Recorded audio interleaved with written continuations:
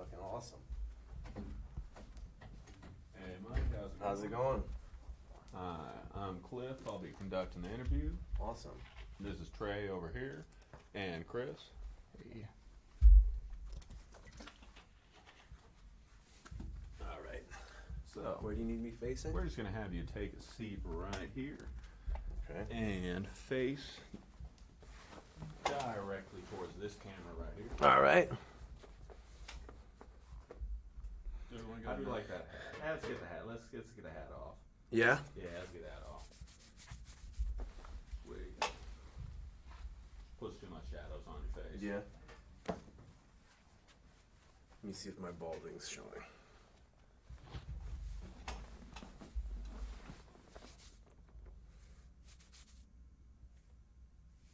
How's that look, fellas? That looks. Whoa. Probably shouldn't have worn a hat. Messed my hair up. Alright, I'm ready when you are, guys. Sweet, that's looking pretty good. All right. So, now I'm going to be asking questions. Trey's going to be asking some questions too, but when you answer, just speak directly Into that, okay. So, I'm gonna move this mic around a little bit so get comfortable. Uh-huh. I feel like go right there is pretty good for you. I had to hit you in the face this time. Last guy was not so lucky. Uh-oh. Just kidding. Okay, what the hell?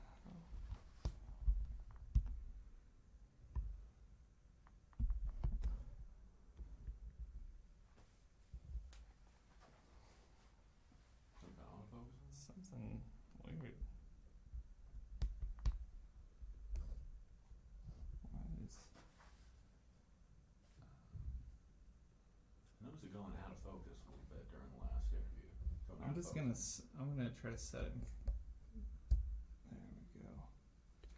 Okay. They're seeming pretty still. I'll just keep it set. Cool. All right. And yeah, okay. Are we rolling? We're rolling here. Beautiful. All right, Mike. First, just introduce yourself. Tell us your name, where you're from, and how long you've been training Jiu Jitsu. Got it. Let me know when to go. Ready to go? Go. What's up, everybody? Sultan of Strangles here, a.k.a. the Kimura King, a.k.a. the Ayatollah of ankle locks. My name's Mike Rakshan. I'm the head coach of Immortals Jiu Jitsu. I've been training Jiu Jitsu since December of 2015. But before that, I did MMA, and before that, I'm a lifelong wrestler.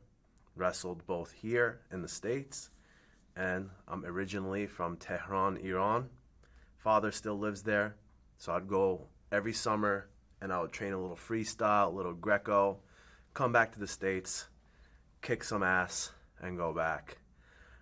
Super excited to be on the show, super excited to put on a show for you guys, and I'm ready for anything you guys throw at me. All right. Tell us, who is the Sultan of Strangles? The Sultan of Strangles is the utmost magnificent, merciful of all sultans. But if you get on the Sultan's wrong side, whatever opponents you guys throw at me here, the Sultan will show no mercy. All right, there is no mercy, and I will fight until the end. All right, I don't believe in points. I don't believe in advantages. 2 men go onto the mat, only 1 man leaves, and I'm pretty sure I'm going to be the last one to leave here. Epic. So tell us a little bit about, you got a bunch of different nicknames. Tell us about these nicknames right there. So tell us, how did you come up with the Sultan of Strangles? What does that mean? Well, for those of you who don't know, in the glorious religion of Islam, you're not allowed to shed blood. So many of the sultans, especially in the Ottoman Empire, the Safavid Empire, Persian empires, they had many brothers that were heir to the throne. So they had to, sometimes kill each other to get to become the sultan. And the way they would do this, because you can't shed blood, would death by strangulation. And a lot of my matches end with the rear naked strangle. A lot of them end in the Camel Crusher, which I don't know, people have a made-up name for called the Josh Barnett or 100 kilo. It's called the Camel Crusher. So I strangle my opponents just like the Sultans strangled their brothers. That's kind of where I got the name. All right. And do you have any other nicknames? They call me the Sex Machine. Many satisfied ladies throughout the world gave me that nickname. All right. It's not something I call myself. It's something people call me, and it just stuck. The ladies can't resist me. It's obvious because I'm so handsome. But yeah, also go by the Kimura King. I win a lot by Kimuras, and I'm from the best leg lock team in the world, Hanzo Gracie Academy, which is now New Wave. So I'll finish a lot of my matches by leg lock. So they called me the Ayatollah of ankle locks. Awesome. Okay, let's go back a little bit. Tell us how you started training jiu-jitsu. So when I was 2 years old, mom was a full-time worker. Dad was still in Iran, and the first movie I ever saw was the movie Bloodsport. And if you guys remember, at the end of Bloodsport, when he beats Chong Li, he has him in a submission, and he says, "Say it," and he says, "Mate." That was a submission. So I said, there's no way more glorious than making a man say uncle. You knock out a guy, he gets up, he says, "Let's keep going." But when you make a man submit and let you know who daddy is, that's what I like. That's why I started in the submission arts. And I was a wrestler. Jiu-jitsu didn't exist back then. I mean, it did exist, but it wasn't popular. As you can tell, I'm very old. And after wrestling was over, I'm like, what the fuck do I do now? And I started jiu-jitsu, and it's been a wild ride ever since. Tell us a little bit, just tell us a little bit more about your jiu-jitsu style. My jiu-jitsu style is very personal, very violent, Pulling guard, I don't know what that means. I think that's French or something. I like to stand up, take you down, smash your guard, finish you from top with a Camel Crusher. When I'm wrestling, headbutts may happen, clubs may happen. At the end of the day, they say it's grappling, but it's a fight to me. And when you go in there guns blazing and they're not ready for you, that's how I think you usually win. And I come from a background that is very rough upbringing. So that's my style. Very rough style of jiu-jitsu, catch wrestling kind of style. Tell us about your background. Tell us growing up. What is your background? What do you before you started jiu-jitsu? My background as far as just martial arts or life. Let's go all the way back to the beginning. Tell us where you were born. Tell us how you got to this place here. Hell yeah.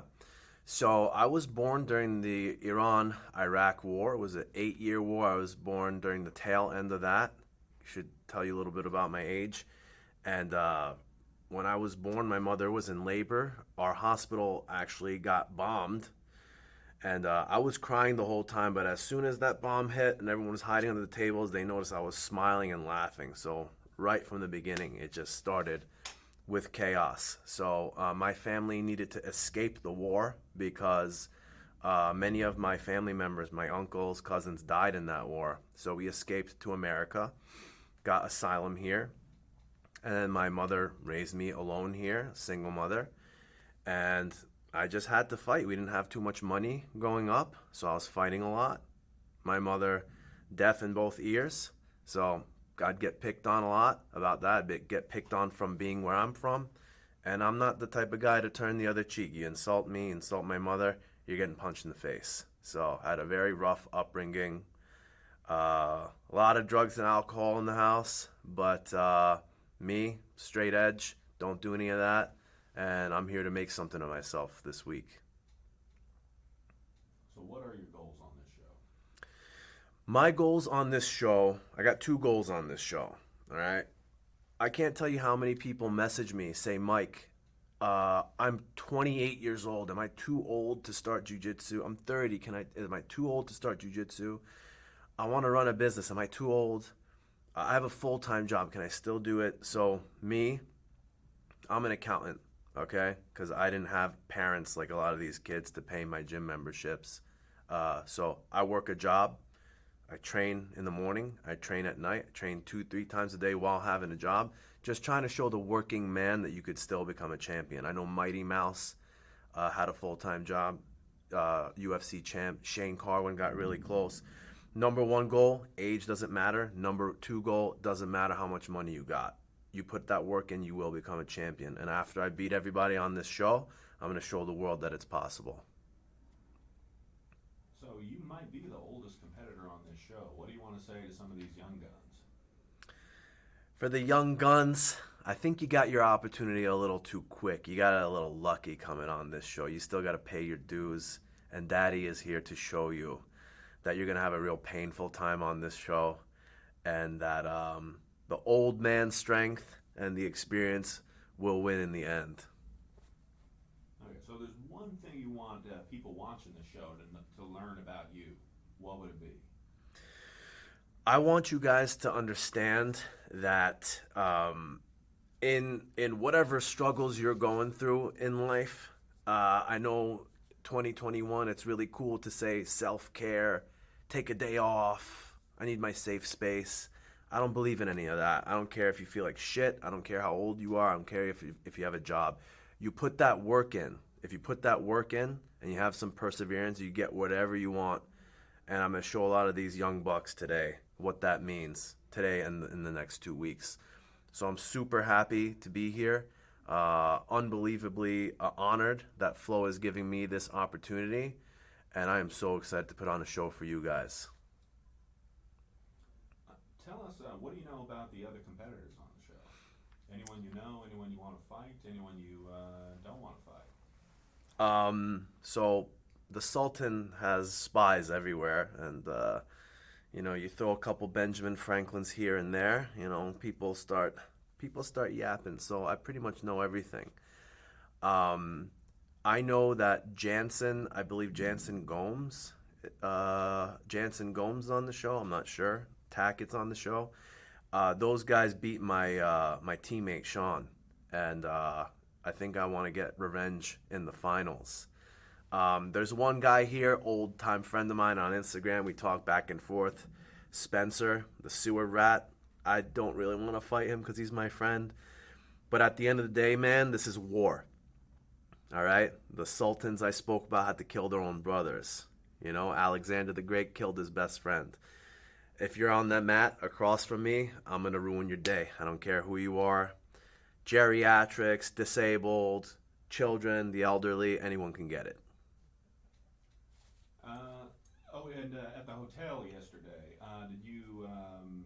what competitors did you meet or interact with? I know you met Spencer, right? So tell me a little bit about that. Yeah, the sewer rat is a good friend of mine on Instagram. We talk back and forth, and I've been meaning to go to Louisiana to visit him. He's completely out of his mind. Great guy. When I got on the plane, I saw Rene Sousa, who I know very well. He's 10th Planet Bethlehem. When I was on that plane, I just looked at everybody who had cauliflower ear, and I said hi. At the airport, random dude with cauliflower. I'm like, hey, you're on the show, huh? He's like, no, man, I'm just going to San Diego. So that happened. Brailer, I know. My roommate, I know. A bunch of other dudes. Fabian is a good friend of mine. I train at his gym twice a week. So I've done my research. And another thing happened at the hotel. Almost got into a fight. We were recording, and some lady and her husband were just talking really loud in front of the camera. So I'm like, hey, keep it down. We're recording. And they got a little feisty.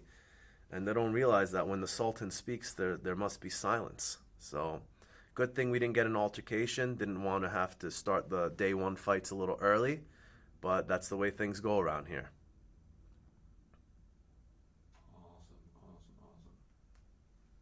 Awesome. Now the coaches on the show are going to be Tim Spriggs and Craig Jones. What team do you want to be on?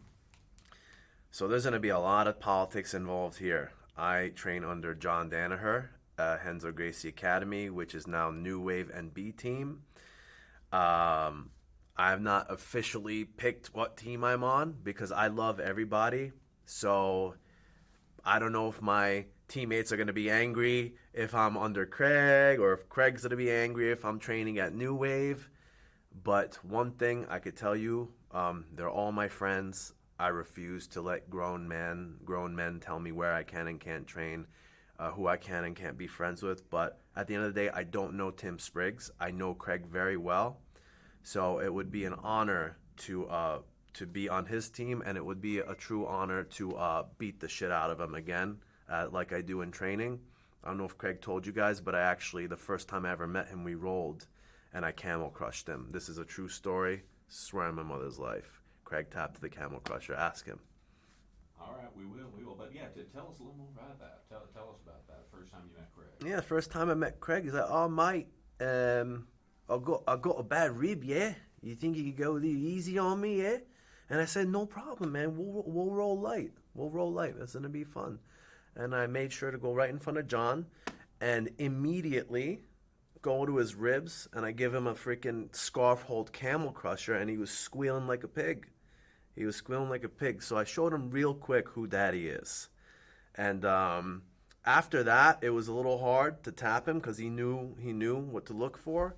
But usually, me and him go back and forth. You know, he's not gonna be tapping out this neck anytime soon. Great. And what do you know about Tim Spriggs? Tim Spriggs is really cool. He's a loudmouth. He's entertaining. Gordon Ryan's one of my best friends, one of my teammates. I know him and Gordon don't really get along. So I wonder if it's going to be a little awkward if Tim's my coach. But yeah, he's definitely a cool dude. Very electric. Very good for the sport. And I definitely enjoy watching his fights. His last match was just unbelievable. Tell us a little bit about working with John Danaher. Everyone says you should be so happy. He must be amazing. John is literally Vlad the Impaler. He is Dracula reborn. He is very, very, very, very harsh. I remember I did a 16-man tournament for $2,000. I got guillotined in the first round. Didn't tell anybody. But somehow, some way, just like me, he's got his spies. I go into training the next day, and he goes, "Hey, Mike, we're working on guillotine defense today." And the whole room started laughing. This is a 100% true story on my mother's life. Sat me down before training and went over every battle the Persians lost from 500 BC to modern day. There was literally people looking at me like, what the fuck's going on? John is the harshest instructor ever, and I don't care. Because if you want to build fighters, warriors, men, you can't have hugs and safe spaces. It's got to be harsh. He's very, very, very harsh. I love him as an instructor. I'm honored to be his student, and I'm going to make him proud on this show.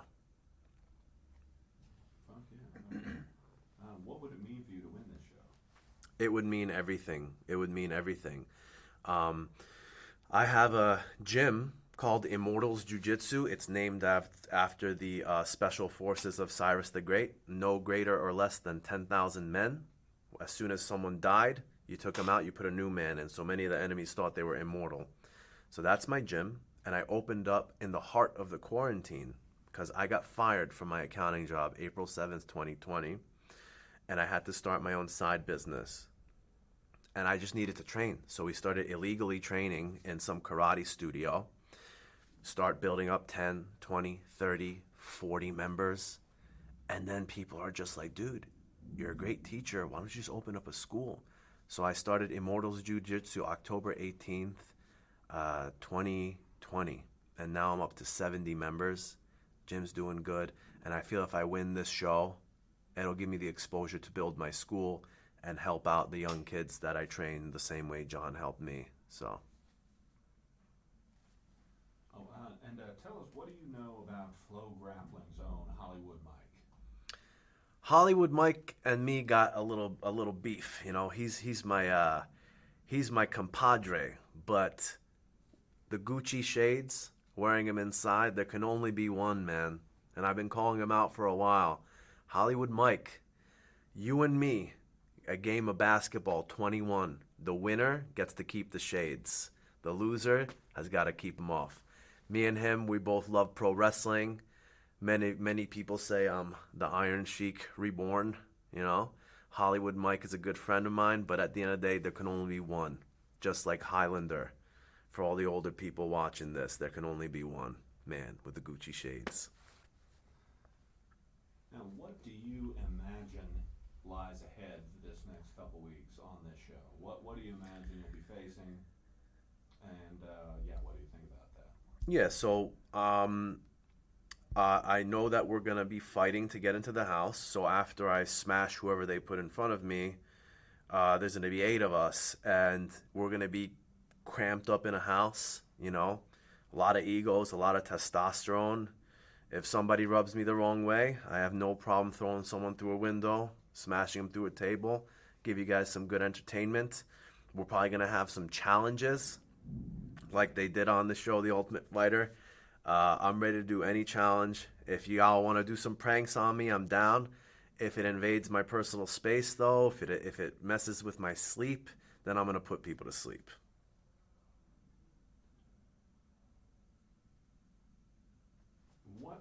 What message do you want to send to the audience about Sultan of Strangles, about Mike Rakshan? What do you want the audience to know about you? Any messages for them?